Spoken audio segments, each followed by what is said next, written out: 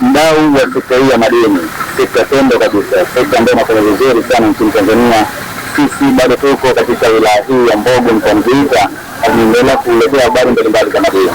Na leo hii tumetembelea katika mgodi wa Mwenula Kakumbi hapa. Tumekutana na wadau, tutazungumza nao viongozi wa Mwenula Gold Rush ambao wanapatikana hapa katika mgodi wa Mwenula.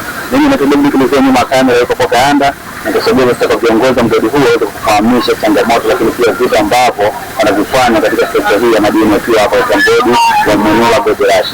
Karibuni sana viongozi. Toa Jesto Shashu, ndio katibu wa mgodi huu wa Mwenula Group Gold Rush. Tupo hapa kwa ajili ya uendeshaji wa uchimbaji wa madini. Mgodi wetu kuanza huko ni takriban zaidi ya miaka mitatu. Sasa changamoto iliyopo katika mgodi huu, tatizo kubwa ni umeme. Umeme ni tatizo kubwa sana katika mgodi wetu. Nadhani endapo tungepata umeme katika mgodi wetu, nadhani wananchi wa kijiji hiki cha Mgaya kata ya Rugunga wangenufaika na mambo mengi sana. Kwa mfano, uzalishaji ungekuwepo umeme, uzalishaji ungekuwa uko juu zaidi. Kwa sababu sasa hivi uzalishaji uko chini kwa sababu wadau wa mgodi huu wanatumia kwa njia ya mafuta. Zile mashine wanatumia mafuta ya dizeli, kuna baadhi ya wengine wanatumia petroli. Sasa unajikuta uzalishaji unakuwa uko chini kuliko kipato wanachokipata. Na katika endapo ungepatikana sasa umeme wa kutosha hapa au kaja umeme kwa ujumla, ina maana wadau wa hapa uzalishaji ungekuwa mkubwa na watu wangenufaika mambo mbalimbali.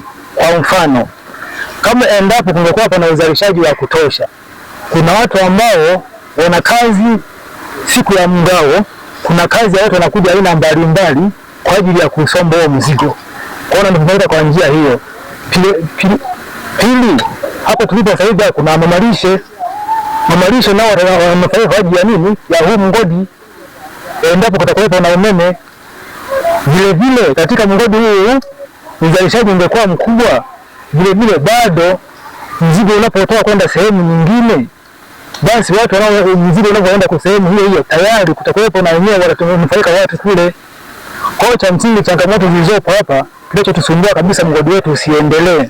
Hali kadhalika ninyi nadhani mnaona hali ya hewa jinsi ilivyo hapa, ni umeme, kwa sababu mgodi wetu una maji mengi.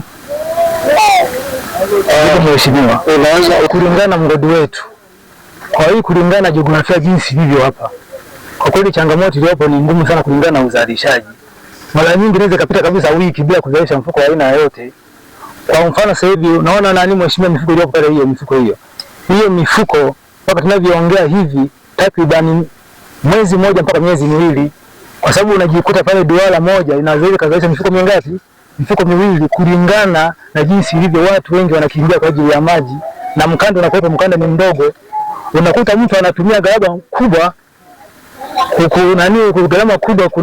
kuifunga duara ambayo ni matimba. Sasa ile miti ya matimba anatumia gharama kubwa, alafu anakuja kuzalisha, uzalishaji wake unakuwa ni mdogo kulingana na jiografia jinsi ilivyo hapa. Lakini sasa endapo ungepatikana umeme, basi ungepata na wadau wengi ambao wana uwezo wa kufanya nini, wa kuendeleza huo mgodi au wawekezaji. Tungepata wawekezaji wengi.